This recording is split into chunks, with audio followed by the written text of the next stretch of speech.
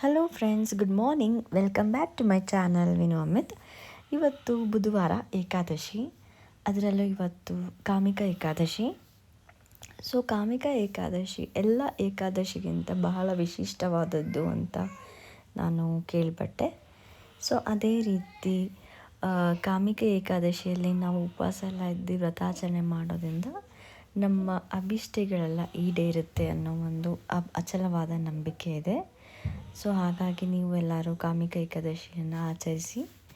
So ಬನ್ನಿ, ನಾನು ಕೂಡ ಇವತ್ತು ದೇವ್ರ ಮನೆಯೆಲ್ಲ ಸ್ವಚ್ಛವಾಗಿಟ್ಕೊಂಡು ಎಲ್ಲ ಕ್ಲೀನ್ ಮಾಡಿಕೊಂಡೆ, ದೇವ್ರ ಮನೆಯೆಲ್ಲ.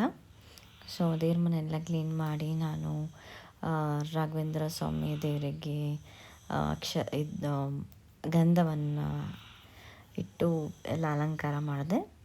ಸೊ ಏಕಾದಶಿ ಆಗಿರೋದ್ರಿಂದ ರಾಘವೇಂದ್ರ ಸ್ವಾಮಿಗೆ ಯಾವುದೇ ರೀತಿಯ ಹೂವನ್ನು ಇಟ್ಟು ಪೂಜೆ ಮಾಡಬಾರ್ದು, ಮತ್ತು ನೈವೇದ್ಯ ಕೂಡ ಇಡೋ ಹಾಗಿಲ್ಲ. ಸೊ ಹಾಗಾಗಿ ನಾನು ಕೂಡ ಯಾವುದೇ ರೀತಿಯ ನೈವೇದ್ಯ ಆಗಲಿ ಅಥವಾ ಹೂವಿನ ಅಲಂಕಾರ ಮಾಡಿಲ್ಲ. ದೇವರಿಗೆ ಬರೀ ಗಂಧವನ್ನು ಇಟ್ಟು ಅಲಂಕಾರ ಮಾಡಿದ್ದೀನಿ. ನೋಡಿ, ಸೊ ಗಂಧ ಎಲ್ಲ ಇಟ್ಟು ಅಲಂಕಾರ ಎಲ್ಲ ಮಾಡಿ ಪೂಜೆ ಎಲ್ಲ ಮಾಡಿದ್ದೀನಿ. ಸೊ ದೇವರಿಗೆ ಈ ಟೈಮಲ್ಲಿ ಏಕಾದಶಿ ದಿನ ನಾವು ತುಳಸಿಯನ್ನೇ ಅರ್ಪಿಸಬೇಕು. ಸೊ ಹಾಗಾಗಿ ನಾನು ಕೂಡ ನಮ್ಮ ಮನೆ ಪಾಟಲ್ಲೇ ಬೆಳೆದಂತಹ ತುಳಸಿಯನ್ನು ತಗೊಂಡು ನಾನು ದೇವರಿಗೆ ಇಟ್ಟಿದ್ದೀನಿ. ಸೊ ಆ್ಯಕ್ಚುಲಿ ನಾವು ಏಕಾದಶಿ ದಿನ ತುಳಸಿಯನ್ನು ಕೇಳಬಾರ್ದು, ಹಿಂದಿನ ದಿವಸನೇ ನಾವು ತುಳಸಿಯನ್ನು ಎಲ್ಲ ತೆಗೆದಿಟ್ಕೋಬೇಕು. ಹಾಗಾಗಿ ನಾನು ಕೂಡ ಹಿಂದಿನ ದಿವಸನೇ ತುಳಸಿನೆಲ್ಲ ಕಟ್ ಮಾಡಿ ಫ್ರಿಜ್ಜಲ್ಲಿ ಇಟ್ಟಿದ್ದೆ. ಸೊ ಅದೇ ತುಳಸಿನ ಮಾರನೇ ದಿನ ಇಟ್ಟೆ. ನಾನು ಅಲ್ಲಿ ತೋರಿಸ್ತಿದ್ದೀನಿ ನಿಮಗೆ ರಾಘವೇಂದ್ರ ಸ್ವಾಮಿನ ಮತ್ತು ಕೃಷ್ಣ. ಸೊ ಇದೆರಡು ನಾನು ಇಟ್ಟು ಏಕಾದಶಿ ದಿನ ನಾನು ಸಾಮಾನ್ಯವಾಗಿ ಪೂಜೆ ಮಾಡ್ತೀನಿ. ನೀವಲ್ಲಿ ನೋಡ್ಬೋದು, ನಾನು 10 ಶಂಖ 10 ಚಕ್ರ ಹಾಕಿದ್ದೀನಿ. ಸೊ ಕೆಳಗಡೆ ನಾನು ರಾಘವೇಂದ್ರ ಸ್ವಾಮಿಯ ಒಂದು ಬೃಂದಾವನದ ಒಂದು ರಂಗೋಲಿ ಕೂಡ ಹಾಕ್ತೀನಿ.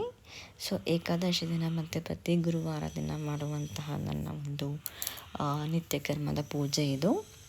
ಸೊ 10 ಶಂಖ 10 ಚಕ್ರ ಹಾಕೊಂಡೆ 10 ಅವತಾರ, ವಿಷ್ಣುವಿನ 10 ಅವತಾರ. ಸೊ ಒಂದೊಂದು ನಾಮದಲ್ಲೂ ಒಂದೊಂದು ಅವತಾರದ ಒಂದು ಇದು ಅಂತ ಅದಕ್ಕೋಸ್ಕರ 10 ಶಂಖ 10 ಚಕ್ರ. ಸೊ ಪೂಜೆ ಎಲ್ಲ ಆಗಿದೆ. ಸೊ ಪೂಜೆ ಮುಗಿಸಿ ನಾಳೆ ನಾನು ದ್ವಾದಶಿ ದಿನ ದೇವರಿಗೆ ನೈವೇದ್ಯ ಎಲ್ಲ ಮಾಡಿ ನಾನು ಕೂಡ ಉಪವಾಸ ಬಿಡ್ತೀನಿ.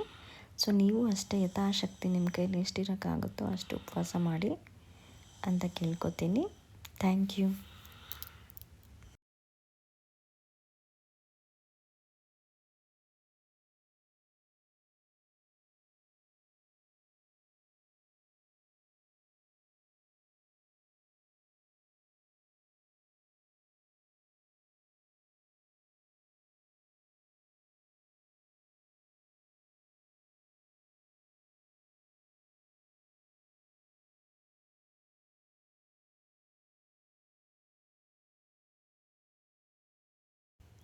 ಸೊ ಹೀಗೆ ನಾನು ಪ್ರತಿ ತಿಂಗಳಲ್ಲಿ ಬರುವಂತಹ ಏಕಾದಶಿ ಪೂಜೆಯನ್ನು ಆಚರಿಸುತ್ತೇನೆ.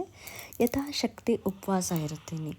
ಸೊ ನೀವು ಕೂಡ ಏಕಾದಶಿಯಲ್ಲಿ ಉಪವಾಸ ಇರಿ, ನಿಮ್ಮ ಕೈಲಾದ ಮತ್ತಷ್ಟು ಅದು ಉಪವಾಸ ಇದ್ದು ನೀವು ಪೂಜೆಯನ್ನು ಮಾಡಿ. ಸೊ ಏಕಾದಶಿ ಪೂಜೆಯನ್ನು ಮಾಡೋದ್ರಿಂದ ನಾವು ಮಾಡುವಂತಹ ಎಷ್ಟೋ ಪಾಪಕರ್ಮಗಳು, ತಿಳಿದೇನು ಮಾಡುವಂತಹ ಎಷ್ಟೋ ಪಾಪಗಳು ನಿರ್ಮೂಲನೆ ಆಗುತ್ತೆ.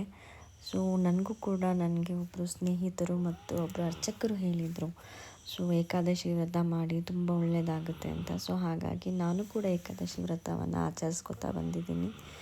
ಸೊ ನೀವು ಆಚರಿಸ್ಕೊತಾ ಬನ್ನಿ ಅಂತ ಹೇಳ್ತಾ ಈ ಮಾತನ್ನು ಮುಗಿಸ್ತೀನಿ. Thank you. ಮತ್ತಷ್ಟು ಮಗದಷ್ಟು ವಿಡಿಯೋಗಾಗಿ ಲೈಕ್ ಮತ್ತು ಸಬ್ಸ್ಕ್ರೈಬ್ ಮಾಡಿ.